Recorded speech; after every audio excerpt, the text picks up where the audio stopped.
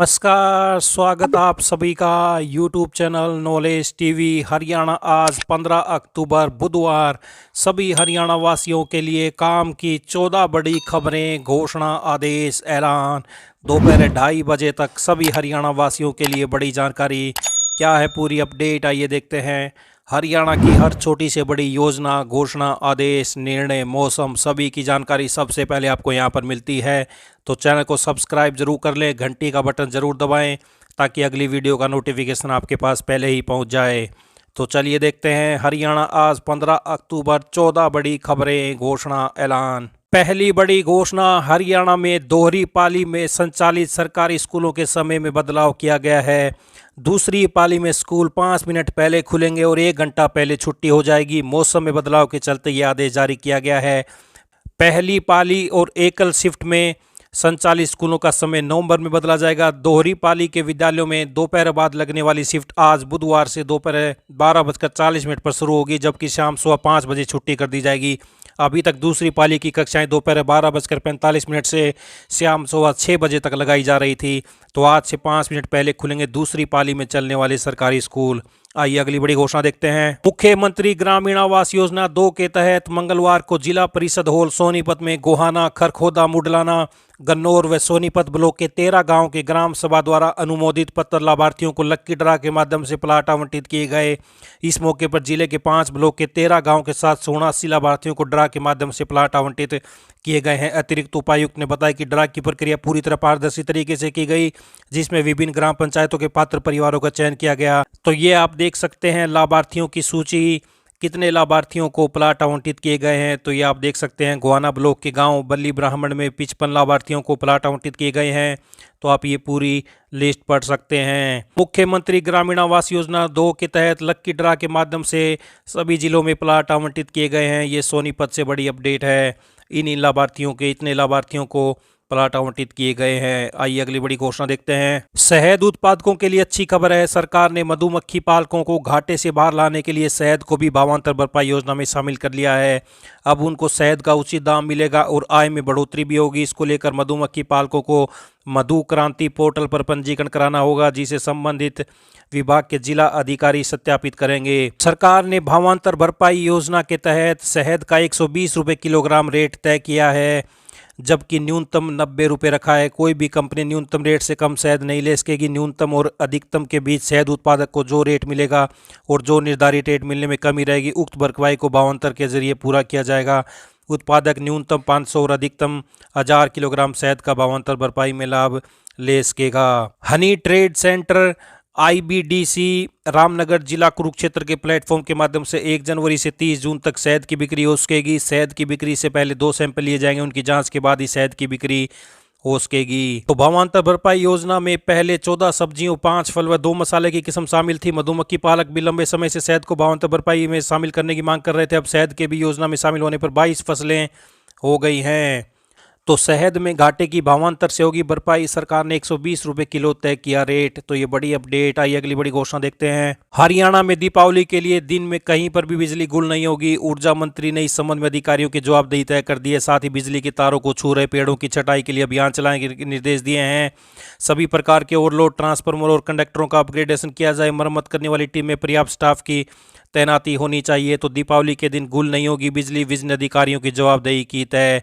आइए अगली बड़ी घोषणा देखते हैं। हरियाणा में अनुसूचित जातियों से जुड़ी 10 सेवाओं में अब लेट लतीफी नहीं होगी। प्रदेश सरकार ने हरियाणा अनुसूचित जाति वित्त एवं विकास निगम और राष्ट्रीय सफाई कर्मचारी वित्त एवं विकास निगम की 9 नई सेवाओं को सेवा का अधिकार अधिनियम में शामिल कर लिया। साथ ही इन सेवाओं के लिए समय सीमा, पद, नामित अधिकारी तथा शिकायत निवारण प्राधिकारी भी निर्धारित किए गए हैं। राष्ट्रीय अनुसूचित जाति वित्त तथा विकास निगम के अधीन शिक्षा ऋण योजना तथा सूक्ष्म वित्त योजना की सेवा अवधि 135 दिन, जबकि सावधि ऋण योजना के लिए 180 दिन की समय सीमा निर्धारित की गई है। इसी तरह राष्ट्रीय सफाई कर्मचारी वित्त तथा विकास निगम के तहत शिक्षा ऋण योजना, महिला अधिकारिता योजना, महिला समृद्धि योजना, सूक्ष्म ऋण योजना तथा हरित व्यवसाय योजना के लिए 135 दिन और सामान्य सावधि ऋण योजना के लिए 180 दिन की समय सीमा निर्धारित की गई है। मत्स्य पालन विभाग की सघन मत्स्य पालन विकास कार्यक्रम हेतु सब्सिडी योजना के तहत तालाबों के सुधार हेतु सब्सिडी के लिए 40 दिन की समय सीमा निर्धारित की गई है।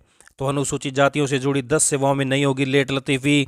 आइए अगली बड़ी घोषणा देखते हैं। ईपीएफओ ने जहां ईपीएफ फंड से अनिवार्य न्यूनतम बैलेंस के अलावा 100% राशि रकम निकालने की छूट दी है, वहीं पेंशन फंड की निकासी के लिए 3 साल की प्रतीक्षा अवधि का बैरियर भी लगा दिया है। नए प्रावधान के तहत नौकरी छूटने के 36 महीने बाद ही अब ईपीएफओ के पेंशन फंड की राशि निकाली जा सकेगी। यह निर्णय सामाजिक सुरक्षा कवच को मजबूत करने के उद्देश्य से लिया गया। अभी तक नौकरी छूट जाने के 2 महीने बाद ही पेंशन फंड निकाल लेने की अनुमति थी, तो नौकरी छूटने के 3 साल बाद ही अब ईपीएफ फंड से होगी निकासी।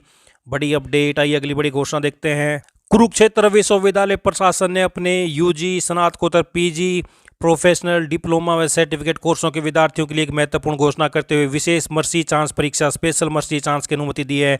यह निर्णय विश्वविद्यालय के कुलपति की अध्यक्षता में गठित समिति की अनुशंसा पर लिया गया। तो विश्वविद्यालय ने छात्रों को दिया मर्सी चांस का अवसर। 1990 से 2016 तक के सत्रों के छात्रों को मिलेगा एक और मौका। वर्तमान सिलेबस के अनुसार होगी परीक्षा। तो ये बड़ी अपडेट सामने आ रही है। कुरुक्षेत्र विश्वविद्यालय से मर्सी चांस दिया जाएगा 1990 से 2016 तक के छात्रों को। आइए अगली बड़ी घोषणा देखते हैं। जूनियर रिसर्च फेलोशिप सहित विश्वविद्यालयों और कॉलेजों में पढ़ाने वाले असिस्टेंट प्रोफेसर की पात्रता निर्धारण के लिए यूजीसी की दिसंबर सत्र की नेट 31 दिसंबर से 7 जनवरी के बीच आयोजित होगी। एनटीए ने परीक्षा कार्यक्रम जारी कर दिया है। ये परीक्षा कंप्यूटर आधारित होगी। आवेदकों को परीक्षा केंद्र की जानकारी परीक्षा की तारीख से 10 दिन पहले दी जाएगी। तो 31 दिसंबर से 7 जनवरी के बीच होगा यूजीसी नेट। एनटीए ने घोषित किया परीक्षा कार्यक्रम, कंप्यूटर आधारित होगी परीक्षा। तो ये बड़ी अपडेट आई, अगली बड़ी घोषणा देखते हैं। स्कूल की फीस पर 18% जीएसटी, अपार आईडी की अनिवार्यता खत्म करने की मांग की गई है। हरियाणा बोर्ड की नीतियों से परेशान निजी स्कूल संचालक। तो हरियाणा विद्यालय शिक्षा बोर्ड की नीतियों को लेकर प्रदेश के निजी स्कूलों में नाराजगी बढ़ती जा रही है। मंगलवार को federation of private school welfare association के प्रतिनिधिमंडल ने बोर्ड के चेयरमैन को 12 प्रमुख मांगों का ज्ञापन सौंपा है। फेडरेशन अध्यक्ष ने बताया कि वर्ष 2020-21 से बोर्ड ने एफिलिएशन व एप्लीकेशन फीस पर 18% जीएसटी वसूलना शुरू किया। यह अवैधानिक है। शिक्षा सेवा एवं अधिकतर निजी स्कूल गैर लाभकारी संस्थाएं, इसलिए इस फीस पर जीएसटी लागू करना गलत है। सीबीएसई समेत अन्य बोर्डों में फीस पर जीएसटी नहीं लिया जाता है। बोर्ड से मांग की कि अपार आईडी की अनिवार्यता खत्म की जाए, क्योंकि यह सीबीएसई में विकल्प है। परीक्षा केंद्र आवंटन में निजी स्कूलों को केंद्र दिए जाएं, समानता बनी रहे। प्राचार्यों को भी परीक्षा ड्यूटी में सुपरिटेंडेंट की जिम्मेदारी मिले। तो ये बड़ी अपडेट आई, अगली बड़ी घोषणा देखते हैं। हरियाणा में कंप्यूटर साइंस के 1700 से अधिक पोस्ट ग्रेजुएट टीचर पीजीटी की भर्ती प्रक्रिया अटक सकती है। हाई कोर्ट ने कंप्यूटर साइंस पीजीटी भर्ती में नई रिपोर्ट के आधार पर परिणाम में संशोधन कर अंतिम चयन पर रोक लगाई। तो लटक सकती है कंप्यूटर साइंस के 1700 से अधिक पीजीटी की भर्ती प्रक्रिया। कंप्यूटर साइंस विषय की परीक्षा 15 जून 2025 को आयोजित की गई थी, जिसमें 5000 से अधिक उम्मीदवारों ने भाग लिया था। आइए अगली बड़ी घोषणा देखते हैं। भारतीय डाक विभाग ने मंगलवार को कहा कि वह 15 अक्टूबर से अमेरिका के लिए सभी श्रेणियों की अंतर्राष्ट्रीय डाक सेवाएं बहाल करने जा रहा है। डाक विभाग ने एक आधिकारिक बयान में कहा कि अमेरिकी सीमा शुल्क एवं सीमा संरक्षण के दिशा निर्देशों के अनुरूप भारत से अमेरिका जाने वाली डाक खेप पर शुल्क दर घोषित सामान मूल्य का 50% तय की गई है, जो नए शुल्क नियमों के तहत लागू होगी। डाक विभाग ने कहा कि अमेरिकी प्रशासन के कार्यकारी आदेश के आने के बाद 22 अगस्त को डाक सेवाओं को अस्थायी रूप से निलंबित कर दिया गया था। तो अमेरिका के लिए सभी डाक सेवाएं आज से बहाल। दिवाली के ठीक बाद 24 अक्टूबर से प्रदेश के सरकारी स्कूलों में कक्षा 4 से 12वीं तक के विद्यार्थियों के लिए अर्धवार्षिक मूल्यांकन परीक्षाएं शुरू हो जाएंगी। तो कक्षा 4 से 12 के छात्रों की अर्धवार्षिक परीक्षा 24 अक्टूबर से। नवोदय विद्यालय में 9वीं तथा 11वीं में रिक्त सीटों पर प्रवेश के लिए आवेदन 21 अक्टूबर तक, 22 व 23 अक्टूबर को विवरण में करेक्शन कर सकेंगे विद्यार्थी। तो ये रोहतक जिले से बड़ी अपडेट सामने आ रही है। आइए अगली बड़ी घोषणा देखते हैं। भारतीय मौसम विभाग के अनुसार रात धीरे धीरे ठंडी हो रही है। दीपावली के बाद रातें ज्यादा ठंडी होनी शुरू हो जाएंगी। हरियाणा कृषि विश्वविद्यालय के कृषि मौसम विज्ञान विभाग के विभागाध्यक्ष डॉक्टर मदन खीचड़ ने बताया कि हरियाणा में 19 अक्टूबर मौसम आमतौर पर खुश्क रहने की संभावना है। इस दौरान मौसम साफ रहने से दिन के तापमान में हल्की बढ़ोतरी होने की भी संभावना है। तो हिसार गुरुग्राम की रातें सबसे ठंडी, न्यूनतम तापमान 15.7 डिग्री तक पहुंचा। तो ये हरियाणा मौसम से बड़ी अपडेट। हरियाणा की हर छोटी से बड़ी योजना, घोषणा, आदेश, निर्णय, मौसम सभी की सबसे तेज, सबसे सटीक जानकारी आपको यूट्यूब चैनल नॉलेज टीवी पर मिलती है। तो चैनल को सब्सक्राइब का बटन जरूर दबाएं। सब्सक्राइब करने के बाद घंटी का बटन दबाना ना भूलें। घंटी का बटन नहीं दबाएं तो आपको नहीं पता चलेगा अगली वीडियो कब अपलोड की गई है। तो चैनल को सब्सक्राइब करने के बाद घंटी का बटन जरूर दबाएँ। इस वीडियो को ज़्यादा से ज़्यादा लाइक करें, शेयर करें, कमेंट करें, सब्सक्राइब करें, ताकि ज़्यादा से ज़्यादा लोगों के पास यह जानकारी पहुंच सके। हरियाणा की सबसे तेज़, सबसे सटीक जानकारी आपको दिन भर यहां पर मिलती है। सबसे तेज़, सबसे सटीक घोषणाएं। तो मिलते हैं अगली बड़ी अपडेट के साथ। तब तक के लिए बहुत बहुत धन्यवाद। चैनल को सब्सक्राइब करना ना भूलें।